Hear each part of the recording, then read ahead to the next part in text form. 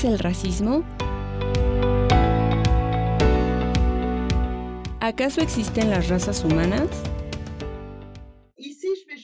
A continuación voy a hablar sobre lo que dice la antropología genética, que estudia la diversidad genética de nuestra especie y que ha podido demostrar que existen muy pocas diferencias genéticas entre las poblaciones humanas, y eso no encaja en absoluto con la idea que teníamos en el siglo XIX de lo que llamábamos las razas, porque en la idea de raza está la idea de cajas herméticas y de poblaciones muy diferentes. En realidad, la genética muestra que siempre han existido los intercambios entre las poblaciones, y la genética también muestra que todos venimos de África. Es decir, hace 70.000 años los sapiens salieron de África y colonizaron todo el planeta. Hace unos 40.000 años Europa y unos 15 o 20.000 años las Américas, lo que demuestra que, les guste o no a algunos, todos venimos de África, y de hecho, las diferencias en el color de la piel, en la apariencia, son simplemente pequeñas diferencias genéticas relacionadas con la adaptación del medio ambiente. Pero en términos generales existen muy pocas diferencias entre las poblaciones humanas y por lo tanto el término raza no es apropiado para describir la diversidad de nuestra especie. ¿Qué es el racismo?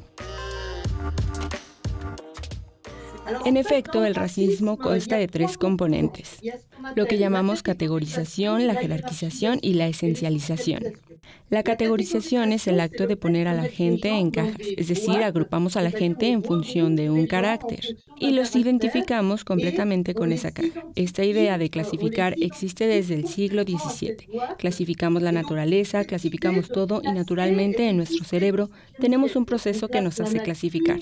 Agrupamos las mesas en mesas, las sillas en sillas y así vamos a empezar a clasificar a los humanos según su color de piel.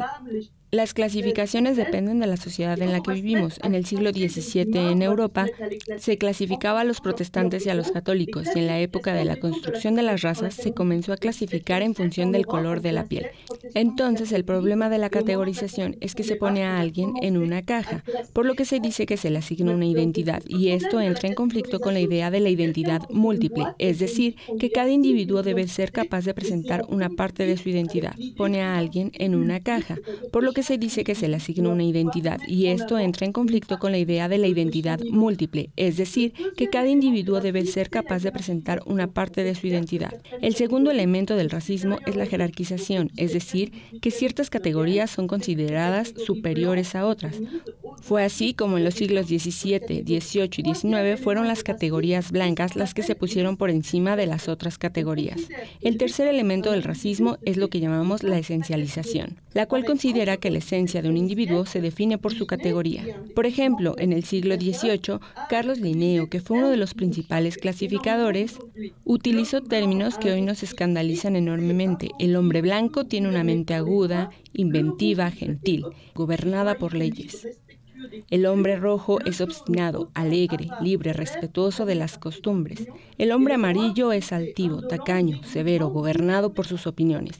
Y el hombre negro es astuto, indolente, descuidado, gobernado por su capricho o por la voluntad de sus amos. Entonces, en efecto, la esencialización consiste en asociar a una apariencia que se define por las categorías, todo un conjunto de rasgos de carácter, como si con base en la apariencia de un individuo pudiéramos saber todo sobre él, conocer su esencia.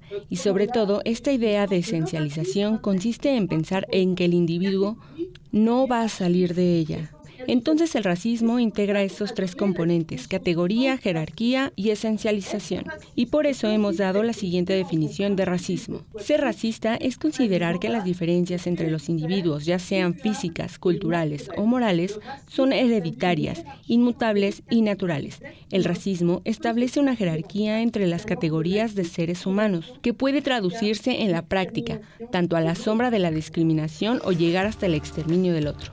¿Existe un racismo sin raza? Entonces vemos claramente en esta definición de racismo que es de cierta manera posible crear racismo sin razas biológicas. Podemos, por ejemplo, utilizar, y esto se ha hecho en el pasado, la religión, a partir del momento en que pensamos que la religión determina la identidad de un individuo, que la religión lo esencializa. Entonces también podemos crear racismo con la religión.